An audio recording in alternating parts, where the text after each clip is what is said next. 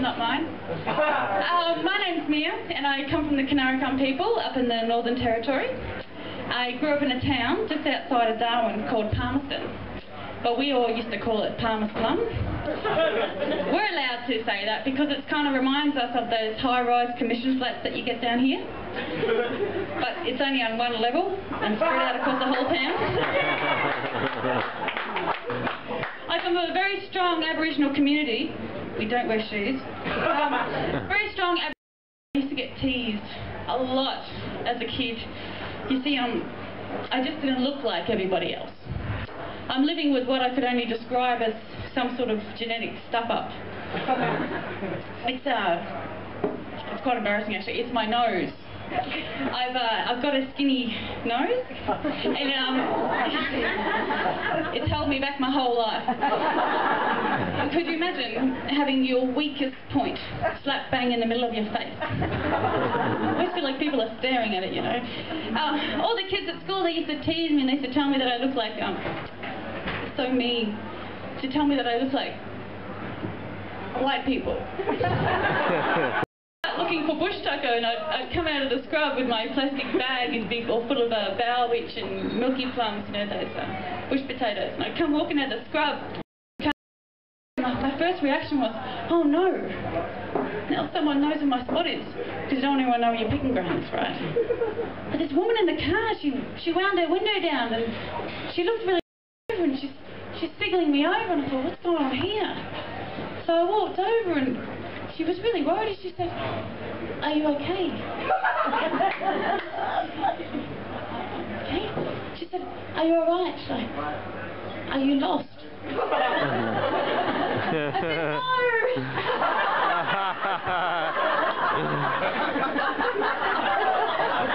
I'm not lost. When we used to have relatives come and stay with us from out the bush, they'd all say things like, whose kid's this? Or who this kid come with? My uncle, and you know everybody is your uncle, unless they're your auntie or one of your cousins. He kept trying to tell me to go home from the family barbecue. Hey, little girl, you better go home now, eh?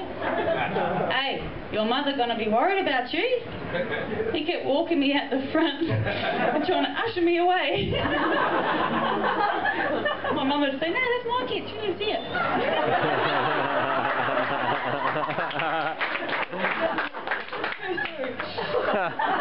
You know, I realised the other day that I have got 14 uncles in my phone book. It's true.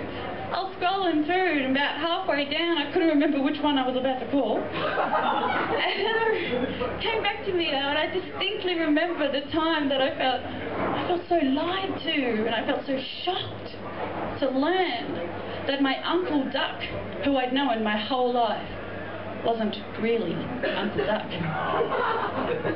Turns out his real name's Donald. The same day I found out that my Uncle Speedy wasn't Uncle Speedy. Auntie Rena's only called that because she used to want to be a ballerina. I started to get suspicious. I thought, who are these people? And why are they operating under fake names? Around about the same time I saw some people calling my mum Lynn, and I turned to her and I went, not you as well. I looked at them and I said, you idiots! Her name is Mum.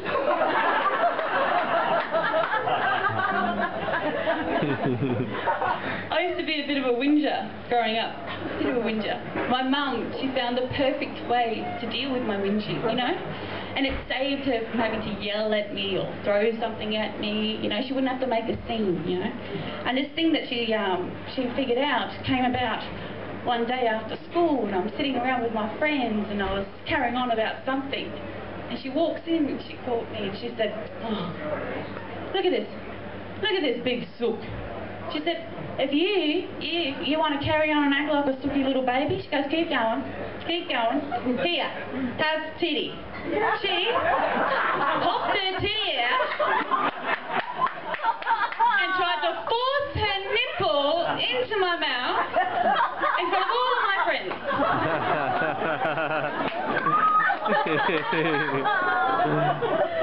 was 12 at the time. I was sitting there going,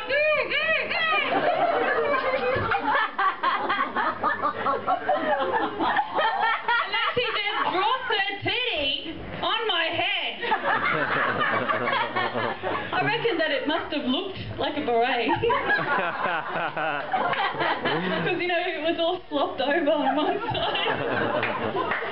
It had that pointy bit over here. Let me tell you, that story doesn't really give my mum justice, but my mum is a really amazing woman. She had 5 children and 27 foster kids in my childhood. Thank you. It wasn't me, it was my mum.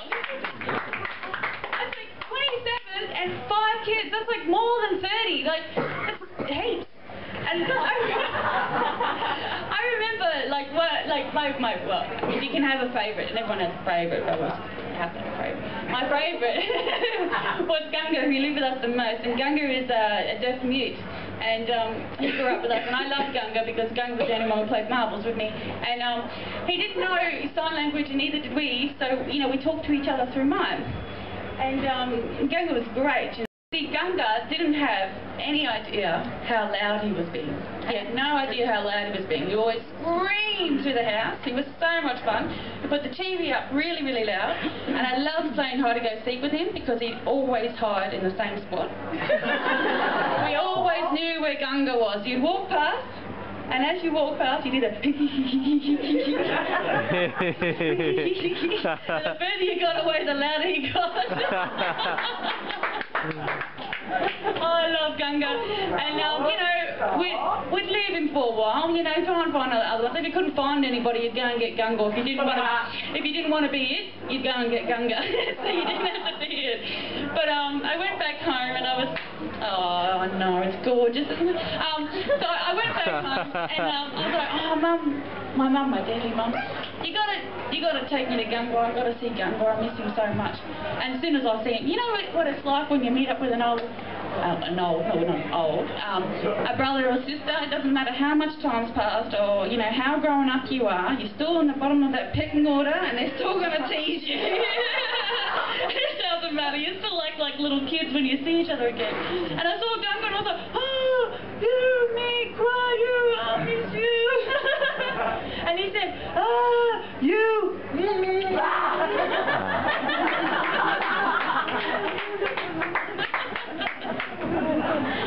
Oh, me, no. Even my brother used to always tease each other and go, where you watch? And he said, yeah, my brother's got a weird flash watch, some sort of jewelry watch, I don't know what, flash. And he goes, here. Gunga says, yeah, this one. She's no good. He goes, this one? Good. And he shows him watch. Digital. And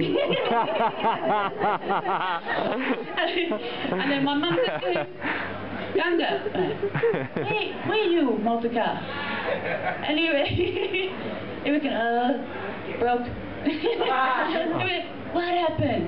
And he reckon, no.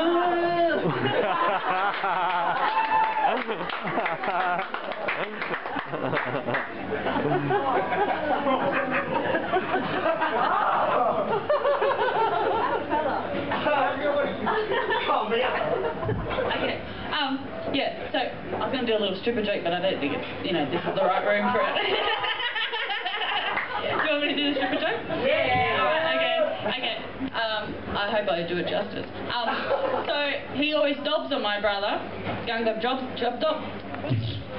he dobs on my brother and he goes, Joe. Spells his name. Joe. Me, see, Joe.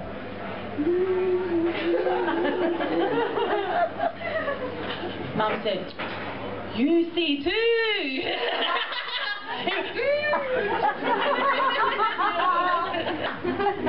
Oh, that was worth it. I'll tell you later, I'll fill in the gaps.